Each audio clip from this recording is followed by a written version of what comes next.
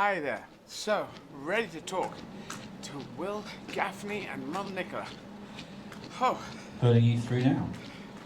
alrighty. Hi, Eddie. Hi there. Hi, Eddie. How are you doing? How are you doing? Yeah, good, thank you. How are you? I am knackered. My knees now, so my left knee has suddenly decided to make a funny noise to me, but hopefully that'll quieten down a bit. But I'm getting there. I'm sort of walking at the moment. We just had a loo break, but 25th marathon, so not too shabby. So 1 week left? say again. 1 week left? 1 week left. Yes, this time next week I will be resting. That is a wonderful thing. Really. So, now tell me about yourself. You were inspired to set up a charity after a school trip, and you're only Yeah. 14 years old. Tell us about that. So I'm Will, I'm 16, and when I was 11, I was fortunate enough to go on cricket tour out to Sri Lanka. It was kind of a really big reality check for myself. Yeah. I really realised how much of a fortunate position I was in. Then sort of looking back on the tour a couple of years later, I sent out an email wanting to give back and get involved. And I've kind of just ended up here today. It's been a bit of a roller coaster ride, but I've set up and founded a cricket charity called Bat for a Chance. I founded it at the age of 14, I'm 16 now, and we provide cricket kit and equipment to kids all across the world, from your stereotypical cricket countries to places in the middle of nowhere in Africa where I never thought the sport would be played. And it's sort of all about bringing a great big smile to those less fortunate. Well, that's a brilliant thing. That's very entrepreneurial of you. I'm impressed because I like to think I'm an entrepreneur. I don't think I would have done that at 14. So, can I just ask, does your dad or your mum set things up, have their own business, or is it? Hi there. So, how did this come to you? The confidence above all. It kind of came from me, and then Mum has just been a massive support and helped me massively along the way. I struggle with spelling a bit, so she has to spell check all my emails before they go out. But yeah, I kind of just, it was a really sort of life growth experience in Sri Lanka, and it stuck with me so much that, I plucked up the courage to send an email, and then sort of from there, it's just gone crazy, really. So, Nicola, what is it you do for a living? So, Eddie, I've got a bit of a mixed life going on. I'm a lawyer and I'm a florist. Oh, wow. So the lawyer in me does the spell checking, and then the florist sort of keeps me calm. Right. But the spell checking means, are you dyslexic? Because my spelling was very bad and I was dyslexic. Yeah, I can join you on that one. I'm dyslexic as well. Well, that means, I think, a lot of people, in order to, either because we're dyslexic, if you look at it as a gift, you tend to think sideways. There's thinking up and down, which is standard thinking, and then we tend to think around the sides. That's why I'm here doing this and doing a gig afterwards and doing performances in different languages. That's all thinking out of the box thing. I think that comes partially from dyslexia. I don't know if that resonates. Certainly does from my point of view. I'm always in awe of Will's brain. His dad and his little brother are also dyslexic, and they've just got this incredible way of thinking, of looking at things in a totally different way, and just coming up with ideas and solutions that I would never dream of. I can only see from what Will's achieving now, and I know his brother will, that it's just a massive bonus. Excellent, excellent.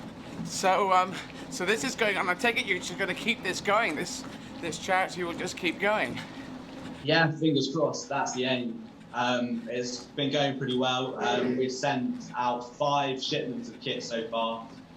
Most recently to Sri Lanka, which is quite ironic, being it all where it sort of all began and kicked off. And we've really started to gather some steam. So yeah, fingers crossed.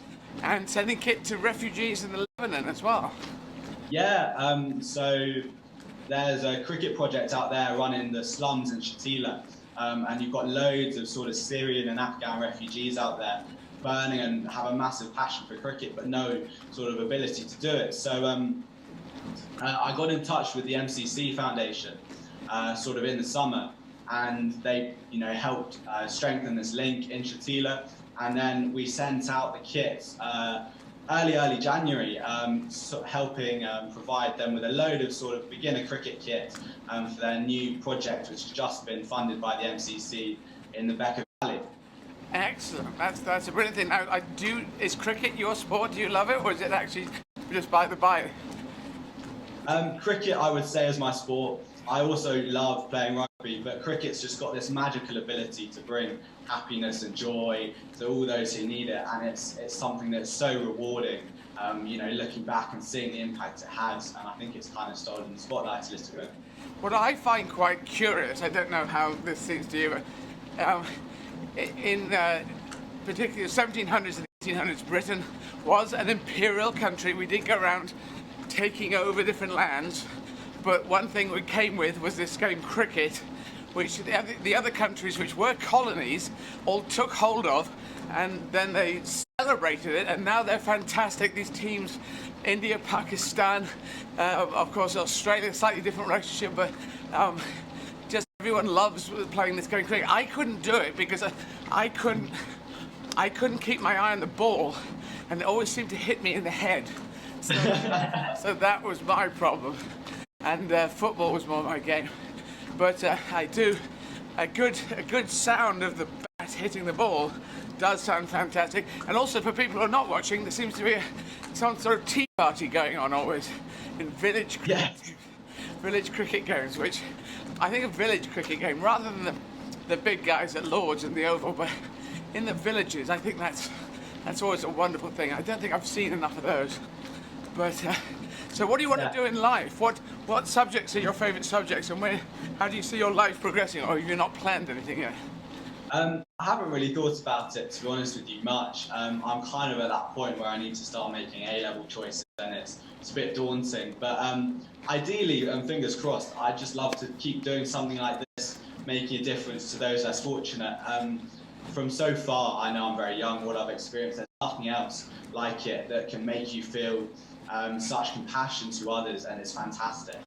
And so, Nicola, tell me how the law and the florist, the flowers and the law and the law and the flowers. Did you study law and then moved into flowers, or do you do both at the same time? Yeah, that's right. So I studied law and I practiced in London for about 10 years, and then we did that kind of move out of London down to Sussex, and it just wasn't compatible with our life down here in the same way. So that's what is around that time that I got into doing floristry, and now and again I do some legal contracts work for some former colleagues and things like that, which I don't know, maybe once the kids have left home I'll pick it up again more seriously, but at the moment it's a good balance. Right. Well, and can I ask where in Sussex you are? Because I hail from Sussex, so where in Sussex? We're sort of like half an hour from Eastbourne way, probably 50 minutes from Brighton. Between Eastbourne and Brighton? Yeah. Okay. 15 minutes from Brighton. We're the other side. We're out towards Tunbridge Wells. Are you at towards Tunbridge Wells? So up towards so that's north of Bexhill. Up. Exactly. Yeah. Exactly. You can't tell me the village. You don't want to tell me the village because I'll know it then. But if you tell me the exact area, but if you don't want to tell me, don't tell me. Yeah. Near Wadhurst. Sorry, near Wadhurst. Yeah. Yeah, because the Izzard family, we lived in Bexhill, obviously. Yeah, we hail from Bexhill and Sidley, and Eastbourne as well. So granddad, the Izzards are born in Sydney, in Eastbourne, our side, and the Eisteds, which was Mum, and then the Adams was Sidley Bexhill. But before that, we were Rotherfield, near Mayfield. Oh yeah, that's not far at all. Well, yeah. If you find High Cross, there's a few buildings called High Cross in Rotherfield. That's where my family came from, and they left on the Cuckoo Line. There's the Cuckoo Line. That's now a cycling trail and walking. Yeah, absolutely. Yeah. That's the line my great-great-grandfather Frederick came down with his wife, and he went to work at Bobby's, which became Debenhams in Eastbourne. So he worked in the shop, and then Grandad was a bus driver and a van driver, and then Dad And then Dad got his school certificate when he was 16, the first one in the family, and went off to work for BP. And now I'm here. There you go. Long. Yeah. So you actually grew up down in near Eastbourne, did you? Well, it's born in Yemen, so Dad, again, colonies, British colonies, the colony of Aden. So Dad, there's a BP refinery there. Mum was a nurse in the hospital, and Dad was an accountant. So they met in '59. My brother was born in '60, and I was born in '62. Then Northern Ireland, the refinery in Belfast. So when I was 3, 4, 5, studying like this, hanging out with the kids there in Bangor, County Down, and I would have been very happy to have had a Northern Irish accent, but unfortunately then we moved, and then Mum died. We were in Wales near Swansea, so I could have had a Welsh accent, and then it was coming back home so Grant could help out bringing us up, because Dad was single parent, and that was back to Bexhill. And if you go online and look at the Bexhill Museum, you'll see the Izzard family railway. You can see the railway that we used to have that's been made into a permanent exhibition, and the Bexhill 1940 Winter Wartime Model Railway, which is the second one we built. So I have a big relationship with Bexhill. I'll have to go and have a look. It's on. We'll get ourselves down to the beach for a day. There you go, and it's online. You can see the train. Trains are for some people, not for everyone. But anyway, I'm waffling away. And there's also a film coming out, 26th of March. I'll just say this: 6 minutes to midnight. It's set in Bexhill and Eastbourne. So Judi Dench is in it, I'm in it, and Jim Broadbent's in it. And it's coming out on the 26th of March, and it'll be on Sky in the UK.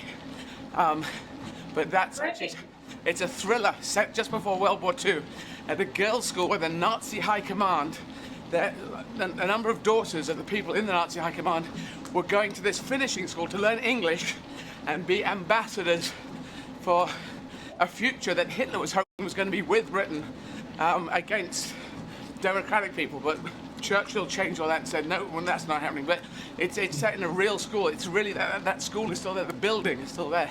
So that's, and we're doing on this podcast at 6 p.m. tomorrow. Sorry, I'm going around about this. I should be talking to you. Right. But 6 p.m. tomorrow, we're doing a live link with New York, where they're having the US premiere, and then they do a Q&A afterwards. So I will be answering questions to New York here from a treadmill about the film set in Bexhill, which is just down from where you are, tomorrow at 6 p.m. So that's going to be quite a thing to have happen. The one with modern technology. Yeah, I know, exactly. It's crazy. And it's beautiful. It's beautiful that you're doing what you're doing at such a young age. So yeah, and you can decide if you want to go into law or flowers or anything. Or anything. Yeah. Yeah. Plenty of opportunities. Yes. Eddie, tell me, how have you managed to get here to the point where you're running 31 marathons in 31 days? Well, you may know I've done some of these before. I've done a few of these before. So once you've done one, you could do another, and once you've done another, you could do another. I don't have days off anymore, which is weird. So there's nothing to look forward to except the end of each day. So that's the trick I do in my mind.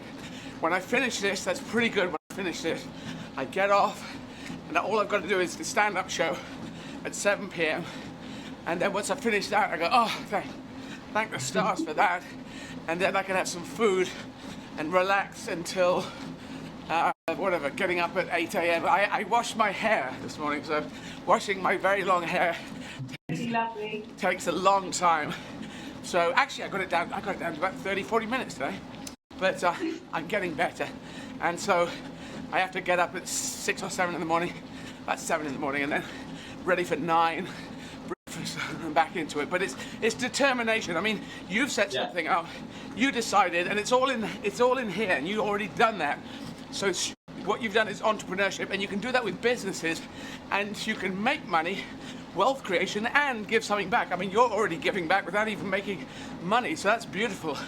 But you can do both, which is good and healthy. Get yourself and a family in the future, your life, a house, and it's thinking out of the box. I think dyslexic kids, anyone listening to this around the world, if you're dyslexic, if you think if your spelling is all over the place, if you write bigger letters than smaller letters, if you read really slowly, and it takes you weeks to read a book instead of days, that's probably dyslexic.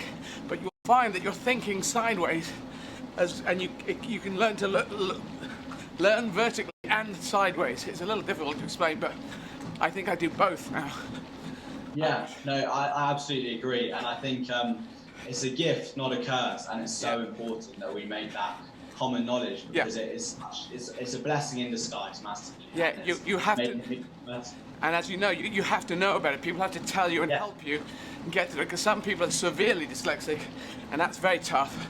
And I think I was lucky, because I'm sort of like half dyslexic, severely atypically dyslexic. That's what they told me. So, and I love numbers. That's what you can be dyscalculic as well, but I'm not. I love numbers. I did maths A level and loved adding up. But when it gets really highfalutin, I'm less interested in that. But anyway, but excellent. Good luck to you. Thank you. Keep doing what you're doing. Stay safe. How is you're on full lockdown, aren't you? Because I know when I was down in Bexhill before, it wasn't as bad as up in London, but now everyone's on full lockdown. Yeah. Yeah, now we're fully locked down, have been for a little while. But to be honest, I quite enjoy it. It gives me a bit more time to work on charity stuff and pull off more bonkers projects. And if you put the time to good use, there's no reason why, it should be as bad as everyone makes it out to be.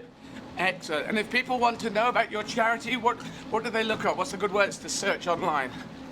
Just Google Bat for a Chance. It should come up on Instagram, Google, website, and if you want to get in touch, help out. If you've got any spare cricket kit lying about, it's always massively appreciated and goes a really, really long way.